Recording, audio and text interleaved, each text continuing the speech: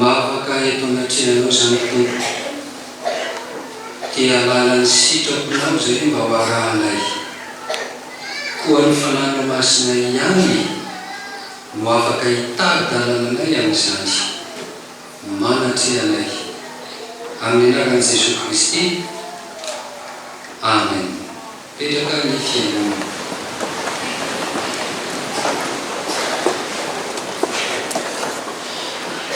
Aminareo tranagamana ny fahasoavan'i Jesosy Kristy totsika antinytojendro fapetykoa ny toteny dia raisina ho sikapon'Andriamanitra.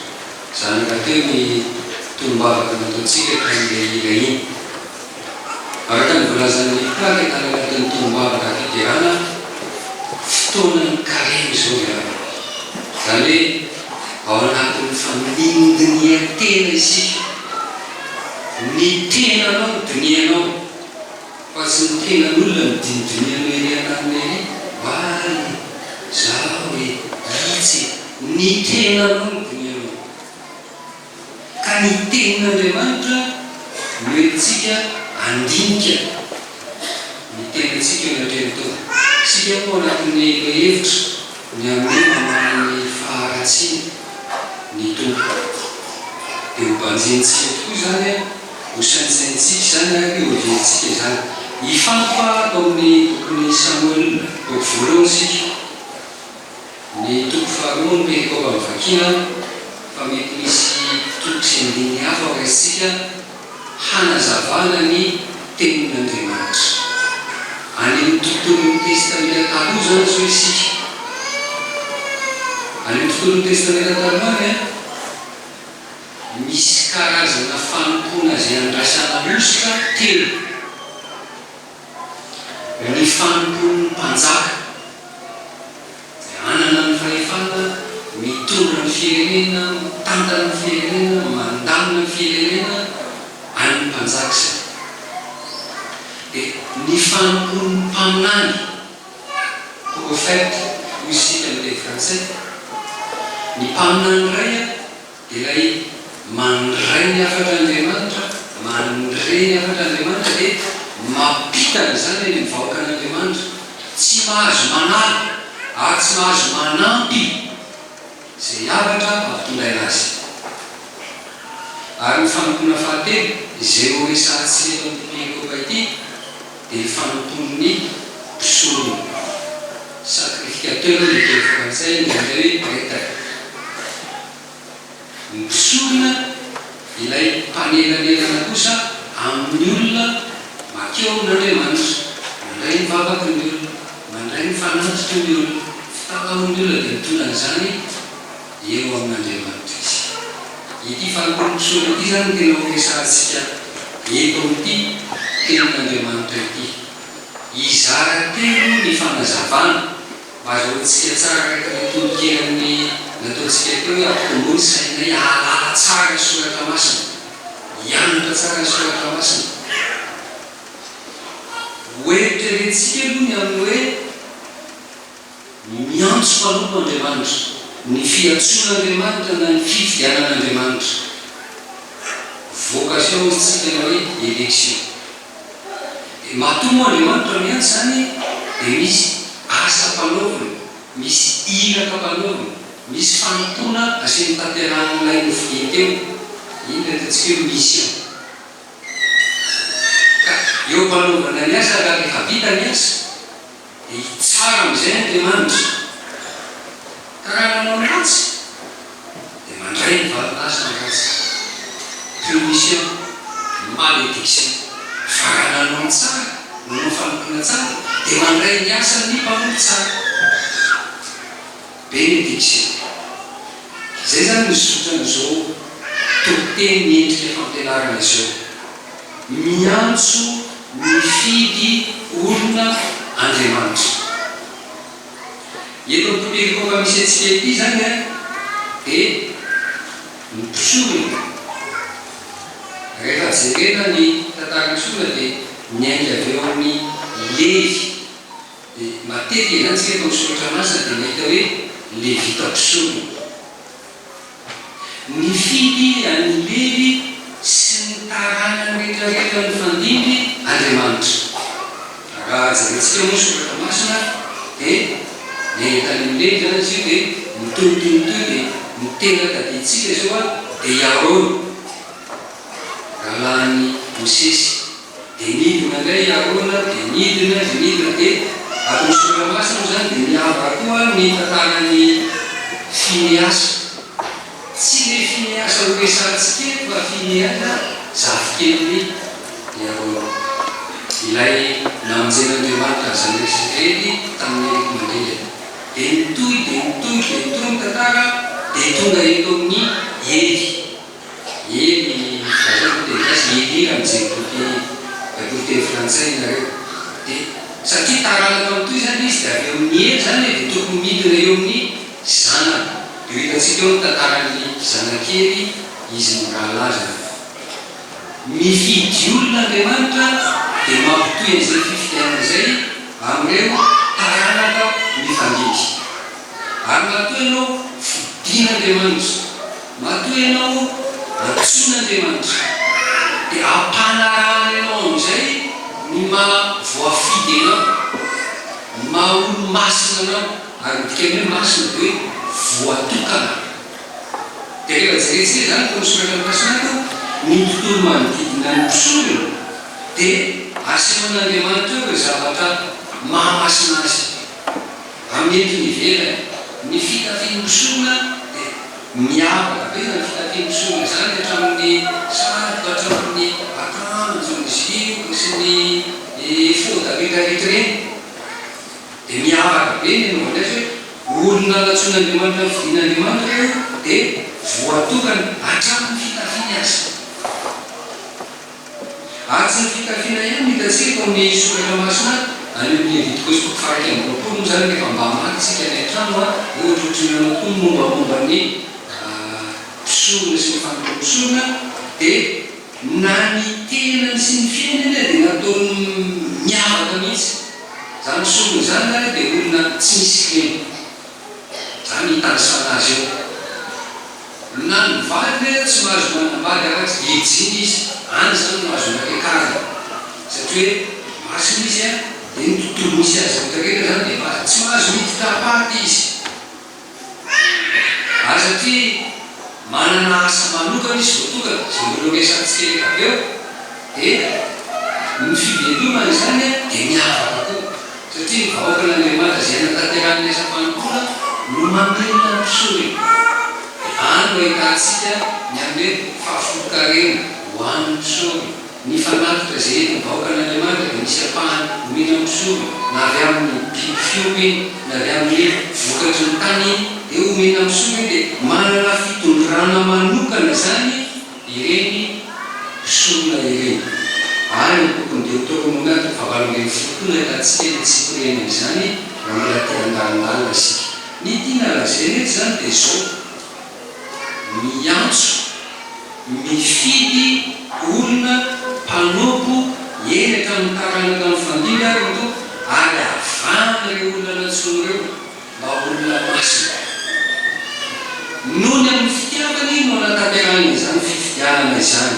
Zay mahatonga azy ny fahavalo amby roapolo zay misoratra masina tsika io ny andimy fahavalo amby roapolo io eny nofidiko tamin'ny firenena Israely rehetra no mpisoko izy mba hanatitra fanatitra eo ambony altarako sy andoro didika manitra ary sarotra efoda eo anatrehako ary mety ho an'ny taranatranao ny fanatitra rehetra ataony zanak'Israely.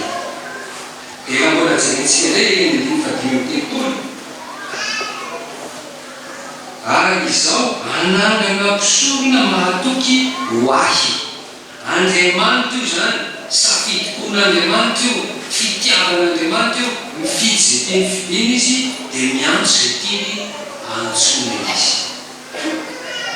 Isika rehetrarehetrarehetra na olona natsoin'Andriamanitra ary olona nofidian'Andriamanitra ho azy noho ny amin'ny fitiavana. Zany fitiavan'Andriamanitra zany tsy mijery izy momba ny mpanao na ny famendrehanao na fa dia fidiny fotsiny zao ianao dia fidiny ho azy, fidiny ho mpanompony, fidiny dia mentsika teo eo anao ny asany. Zao fotoana ny karemy zao zany a dia andinidiny atsika mitenatsika hoe tahaka ny fidianan'Andriamanitra ny taranakely tonga eto amin'ny ely sy ny tarano maro no ny fidianan'Andriamanitra akio. Olona no fidian'Andriamanitra ao, olona nahatsoin'Andriamanitra ao. Mitombava vao nataontsika teo dia hoe sotrareo Andriamanitra fa natsoinao dia tafavoa eto amin'ity toerana masina ity, ka ny toerana masina atongava ny olona masina voatokana ho an'Andriamanitra. Ataova zava-dehibe ry havana, na dia nitsoin'Andriamanitra anao tamin'ity maraina ity ihany azy ho eto amin'ity tranon'Andriamanitra ity, ataova zava-dehibe ho anao zany. Lehibe loatra ny fitiavan'Andriamanitra, fa izay izaho ve no manantsoina izy moa mba no fidinao dia manetretena eo anatrehan'Andriamanitra. Ny faharoa, rehefa miantsoin'Andriamanitra na rehefa mifidion'Andriamanitra anao ny asany izay, misy iraka mpanaoviny izay, misy fanompona izay dire hoe mission. Raha atao amin'ny testamenta taloha iavana ny asan'ny mpisorona dia reto zavatra telo reto sady mianatra ny soratra masina tsika zany mandalina mba hahalala. Reto zavatra telo reto ny asan'ny mpisorona. Ny voalohany manatanteraka ny fanompompivavahana izy, izay dia eo ny fivavahana efa nivakitsika teo. Ino moa ny antony fidianana mpisorona ireo? Eny no fidiko tamin'ny firenentsika rehetra ho mpisoko izy mba anatitra fanatitra eo ambony atarako sy amin'ireo dikasomanitra ary saratra ny fody. Io zany le hoe satria manelanelana amin'ny olona sy Andriamanitra izy dia manatanteraka ny fampivavahana hitondra ny olona eo anatrehan'Andriamanitra. Asa fanompona masina izany ary voatokana izany. Ny faharoa amin'ny asa mpisorona dia mpampianatra ny lalàna izy. Azontsika tantaraka zany ireny fadimy telopolo. Ary izaho anangana mpisorona mato ho ahy ianao araka ny atao-poko sy ny atao-tsaiko.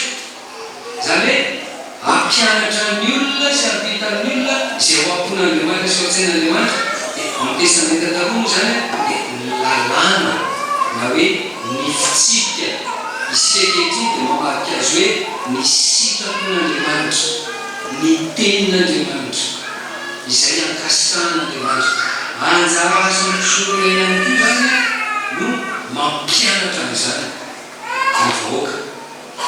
Ary ny fahatelo, anjara mpisorona koa ny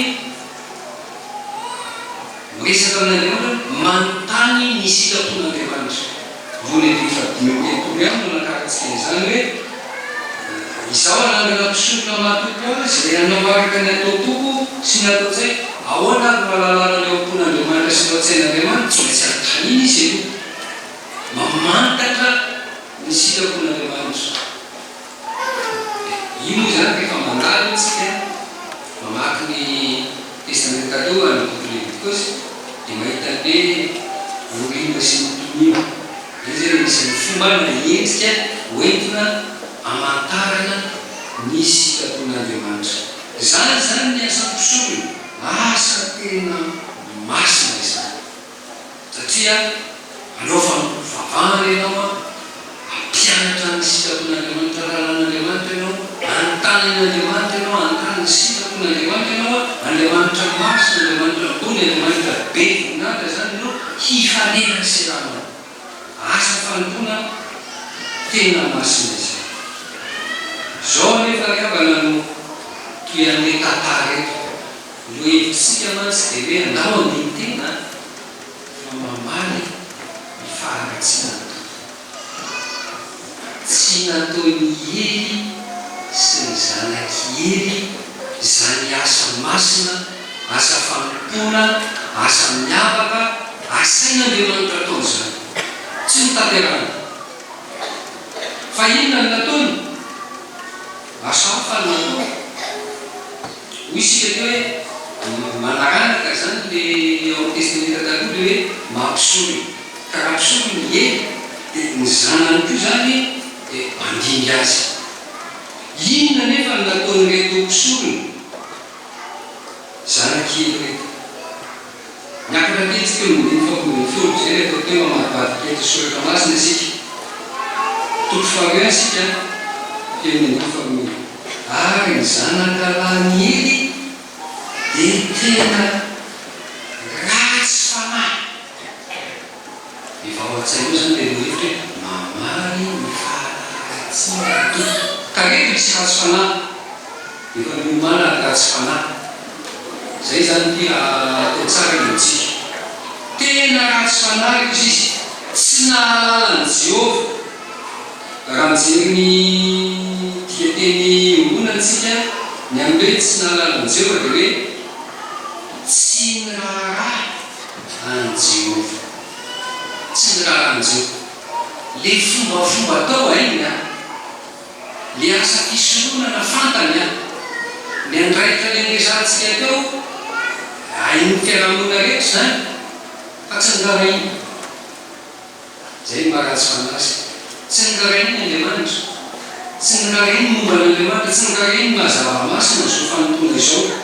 Fa inona ny nataony, inona ny asa ataony? Miady enare anaty vilany io. Toy izao le mbateny fa sao lazany hoe aiza ndray koa mba misy an'izany ino soratra masina rehefa manoe ny tompo andiny faharoa folo ianao. Jerena ireny andiny mampahoatritsika ireny andiny fahadimy folo ary tsy mbola midorana fofona sy kavoraka avy ny zataovy misona tanana tamin'izay lelana amin'ny zavatra atao fanaty hoe omeo tsatsy eo amin'ny mpisorona. Dia toy izay niry tsia fa omeo ankehitriny zao ihany fa raha tsy zany alaika kely. Azo an-tsaina koa zany karakaraina zany le eo amin'ny fampivavahana ny fanatitra ataon'ny olona dia tonga zany reto zanakely na ny mpamompony reto dia aiza zay ena tsaratsara, aiza le moso tsaratsara rehetra rehetra eo hoentinay ary tsy any hoe alailay kely a eza nany zany fa na zany ny asa fanaovanao ianao nefa omena zay tokony anjara tsara omenanao fa izany zany mandaniny andro hoe maka amboniny zay tokony omena azy mbola mieritreritra tombontso manokana eo tia arahotina mampisorona amin'ny tiasan'Andriamanitra ty. Mampatsara nyty somary tantara sangisangy ty ireny zany izy telokalahy andao ataontsika hoe mpisorona ratsy fanahy reto. Mahoana zana ny fomba azahoanareo an'le rakitra eo ataontsika rakitra izy ahoana ny fomba ataonareo ozinareo mialotsotry makeo amin'ny antara dia sy boribory eo dia alaiko ny rakitra dia atsiko zay ao anaty boribory inan'Andriamanitra tsy diko izy fa zay anovetany reny kosana ny akoso miainana rehetra zany natao asiko tsipika fotsiny ao tsiky ny rakitra zay atao amin'ny ankavia iny anahy iny fa ny amin'ny ankavanana iny any Jehova iny. Io rehefa teto asy manana ny fanao tokoa mialotsotra be alaiko ny rakitra atsiko koa le ambony any zay tazon'Andriamanitra anazy iny fa zay midiny ty anjara koa izy zany mba velona ty any miketikety ohatrany zany.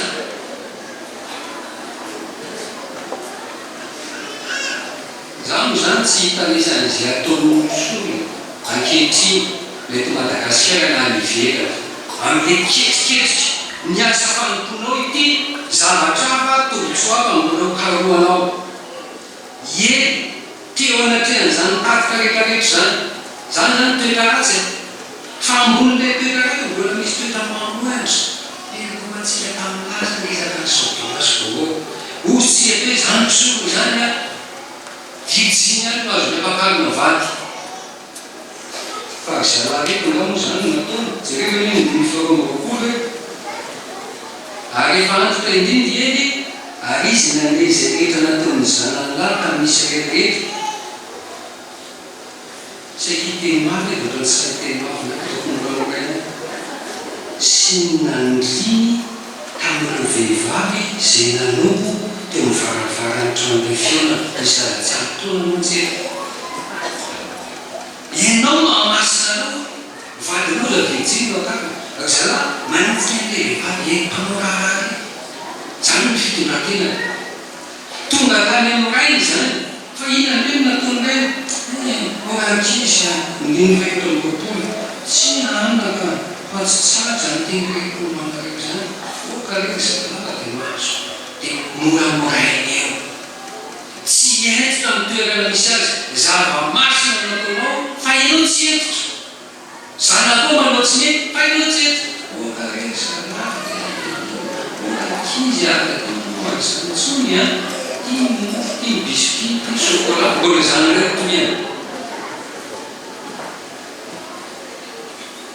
azany any misy mitantara fikonany fanompona masina ositsika hoe tsika rehetrarehetra fidian'andriamanitra fidiana hopitano fidiana ho dekona fidiana hopiano fidiana mpandray fanasantoko fidiana hotopia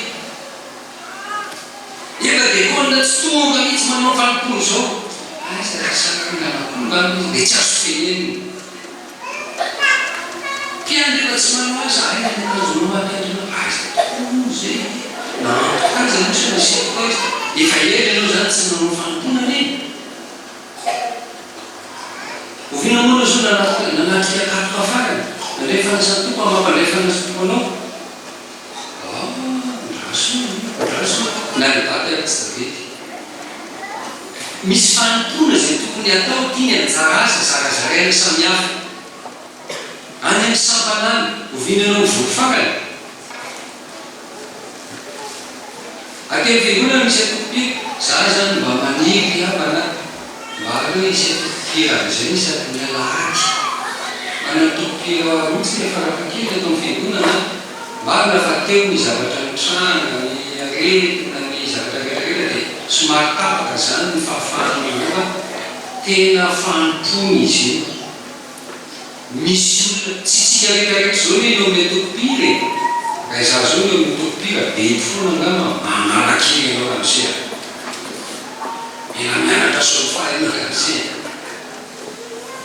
tena fanompony zany ka tsy tokony apelapela koa na fanompony fa mila veloma ny fanompony ary atao arak'izay izyny sy araka ny tokony misy zay zany hoe mila mandontentsika mifanompontsika inona ny asa fanomponao ary ny anao natao fa tsy ny olona ndray savanina inona ny asa fanomponao de zay asa fanompona ataonao ianao natao soa mifampovavahana fampianarana lalàna mamanotasy mamanana ny sinapon'andriamanitra ena ny olana izy fisikerinao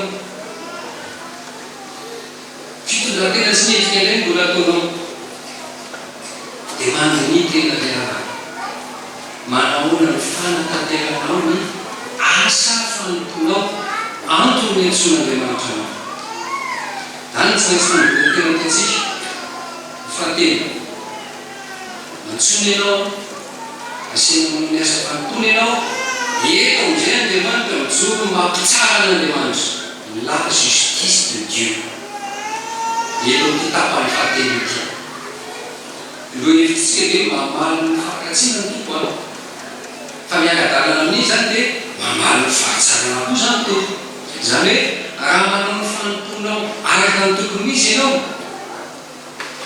bénédiction mahazo ny fitanina rehetra ndeo ny zay ny soratra masiny miandry zay fampanantenan'andriamanitra misorony raha ity soratra masiny ity eo amin'ny fahabaramapolo vakitsika be ihany fa le tapany faharoa hoe ary nomeko an'ny taranadrainao ny fanatitra rehetra ataony zanak'Israely amin'ny hafa le fanatitra zany defa omena ho anjaranao sy ny taranaka ny rainao zany rehetrarehetra efa tombotsoa efa entipitanina hitamaso omenanao zany ny mpisorony eo ny fahatelopolo zao ndray filazany azy eo ny fahatelopolo io ko koa izany nanaovan'i Jehovah Andriamanitra ny Israely hoe efa voalaza tokoa fa ny taranakao sy ny taranadrainao no andeha eo anatrehako mandrakizay. Tena tombo ho anao ianao sy ny taranakao fidiana Andriamanitra amin'izany asa tsara izany. Tena tombontsoa lehibe fa entopita iny inona ny fifaliana tsy ao anatinao zany hoe zany sy ny taranako sy ny amponao manompo an'Andriamanitra eo amin'ny fanompona masina izany.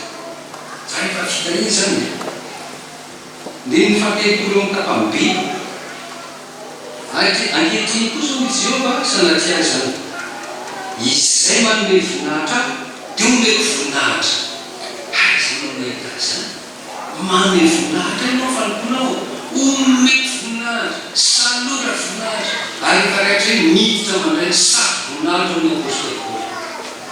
Fitaliana izy dia ny mahazotsika tsokorana daholo eo amin'ny solona masina rehetrarehetra eo ny Deutéronomie fahavalon'ny raha manaraka izany teny izany ka manondresa tsara no mandeha sika manan'olona hotahina ianao mety hotahina ianao hotahina ny teraka hotahina ny hotanina daholo fitaliana ny zany ale misy faraka am-bivamponany hitantsika miendrika ny fitahina ataon'Andriamanitra asa natao atrasan-kelikely fona mombanao a mitoy amin'ny raha mamaky ny lavitsy ny anao ny rantsakanina mitoy eny amin'ny fampanantenana ataon'i Jesosy Kristy matotro fahavalon-drapolo ino momban'Andriamanitra manambatona ny patakazotolo sy randinitsoratra masina mahafilarika atsika nampanisy azy endry fitahina benediction ataon'Andriamanitra ho an'ny mpanompo zay manatanteraka ny asany tsara fa tena mamaly fitiany mpanompo ny Andriamanitra. Ary Etsekilana io ny andronia teny mamaly ny fahasina. Jereo tsara ny fomba ilazany azy eo amin'ny andiny fahatelo tapam-by io efa nandeha zany dia tanelolo hoe taranakao manodimby ianao anao an'izao asa tsara asa masina fanomponao Andriamanitra. Fa ankehitriny kosa vokatry ny zavatra nitsanga resantsika teo tsy le asa fanaovana anao nataonao fa asa hafa asa ratsy asa fahotana sanatria izany zay manome voninahitra misika teo ny voninahitra zay manamavo lafa baraka tsy ho Andriamanitra ny tena izany zay manamavo atao fahabaraka izy dia toy izy atsika ny tantara eo amin'ny faraka ny telopolo sy zao indro avy ny andro zay napahako ny sanjonao sy ny sanjon'ny tarananadrainao ka tsisy lelaotratanitra amin'ny taranakao. Iverino ny testamenta taloha hoe rehefa mitombonandro ny fahavelomana dia endry fitaliana avy amin'Andriamanitra izany. Mitahin'Andriamanitra izany. Rehefa zao mahita fotsiny be lehibe fitahin'Andriamanitra ny amin'ny tombonandro ny amin'ny fahavelomana. Fa amin'ny testamenta taloha koa eto tena raisina ho famaizan'Andriamanitra eto fanozonana mihitsy aza nilazana azy malédiction fa ny taranakao ie tsy sotatantodrano fa matetika eo dao marin'Andriamanitra ary marina ny teniny dia toy atsika ny tantara eo ny faefatra amin'ny telopolo ary zao no famantarana ho anao zay anjony zanakao raha dia ho Finiaka sy Finiasy dia nariny tanim-baotra misy ny Finiasy resantsika hoe zavokely erona ka ity zany Finiasy zanakely maniny izy olary eo reandro mafapisa enjana re zany dia tateraka tokoa ve zany dia ngao toy izany tantara le toko faefatra tsy mivazovazy Andriamanitra tonga eo ny andiny fahafito ambin'ny folo sika mamaky dia maharitra kely amin'ny famakiana teny dia namary ilay mitondra tenika nanao hoe nandrosotra teo alohan'ny Filistina ny Israely ka be dehibe ny maty ary izy mirahala zanakao Hofniasy sy Finiasa mba maty koa sady lasa kobabo ny fiaran'Andriamanitra maty ny ray andro izy mirahala vokatra zany soka be tamin'iray nefa antitra zany toy vakiteny ary no milaza ny amin'ny fiainan'Andriamanitra izy dia lavo ny tsikany miaraka amin'ny sezany teo anilan'ny vavahady ely ka folaka ny vozony dia maty izy satria efa antitra sady mavesatra ary efa nitsara nisy hoe efa tompoan'izy dia mitoy vakiteny ary ny vinantovavy ny vadiny finy azy nanananaka ka efa ho teraka ho anony reny fa lasa vava ny fiainan'Andriamanitra sady maty avokoa ny rafozany sy ny vadiny dia nitanondroka izy ka nanarany zaza fa efa ho teraka ary efa nadiva hialainy izy eo am-piterana koa dia mialainy ary maty hatramin'ilay zaza nateraka azy mamono vakiteny sika ny faritonykory dia zaza nateraka dia nataony hoe hitrabota ny anarany inandikany hoe hitrabota ireo votompejary manazava azy tsy misy voninahitra izany zany nefa rany tanàna kely vokatry ny ratsy nataony teo anatin'Andriamanitra tsy nanaovany fanompony arantokony izy fa zavatra hafa no nataony dia rehefa manombo vakiteny tsika ireny bokony Deutéronomia raha mijery zao ry amin'ny toko vadiny ery Andriamanitra sarom-piainana izy dia mamaly dia misy taranaka efatra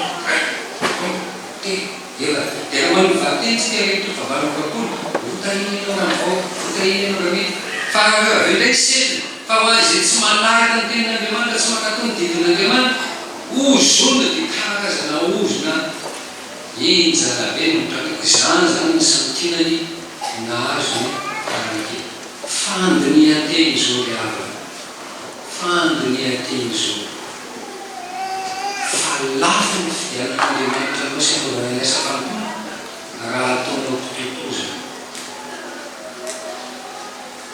mamaly faratsy nanao ny soratra masina moa ny baiboly dia milaza amintsika ny tsara izay tokony atao hitoman'Andriamanitra atsika fotoana ny kareny azo atao tsara mandeha ny tena dia tonga eo amin'ny fivavahana fa ny baiboly koa ane dia milaza ny ratsy tsy tokony atao hoe ary le fiafarana ratsy reny mba ho fananarana atsika sy mifampitanenana atsika misaoran'Andriamanitra ianao afantatra ao aloha zany androany na dia fantatra azy aloha talohan'ny androany izy tena nikitrihana fa tena mamaly ny faharatsiana ny tompo satria Andriamanitra dia Andriamanitra marina ka raha tsy mijoatra zany famalinana zany Andriamanitra kaporaraka daholo ny fiainana vahoakan'Andriamanitra dia itovy eny rehefa raha marina sy ny tsy marina dia itovy eny ny olona niaraka tamin'ny asa fanompona amin'ny zavatra rehetra mitondra azo fijaliana raha misy zavamafy tsy maintsy misy mipalavo nikalotsika tamin'ny lasa rehetrarehetra dia itovy amin'ny olona manao kaporaraka tsy ny asa tokony atao ny ataony fa asa ratsy indray mbola atao itovy eny fiafarana zany ho anao olombelo io azy mainka fa Andriamanitra marina sy mijoro ny marina ary mahampanjaka ny marina ho an'ny vahoakany dia fotoana ny fandiniatena izy miantsonao ny tompony safidianao ny tompo ary nametraka anao amin'ny anjara asa fanompona tandrify ianao ary ny fanomezam-pahasoavana izay izy mahalala fa ao aminao le izy ataovy tsara iasan'Andriamanitra fa rehefa ataovy tsara iasan'Andriamanitra makataon'Andriamanitra ny zavatra rehetra ianao mahazo antoka ianao ry havana ny fitahina ny entim-pahasoavana samihafa ny tombontso zao dieny mbola ety ambony tany dia mitoy fotsiny rehefa avy eo miditra ny fanjakan'Andriamanitra mandray ny valin'andro mandray ny satroka mandratry ny fiaina mandray ny valim-pity mandray ny valin'asa zany filorazany soratra masina sy fantandreny kosa fa raha manao ny ratsy ny fiainan'Andriamanitra no izay tsy akasy tanan'Andriamanitra tena mamaly izy reo zany ny satrona fa tena mamaly izy le zavatra mitranga ny fiainanao zany andiniatena ndrao efa mizany ary izy raisy ny taranaka ndrao efa mizany tena mbola manana fotoantsika ary manana tombony ka reny ny andro hiverenana ao amin'Andriamanitra izany ary ny sitrako n'Andriamanitra ry havana amen.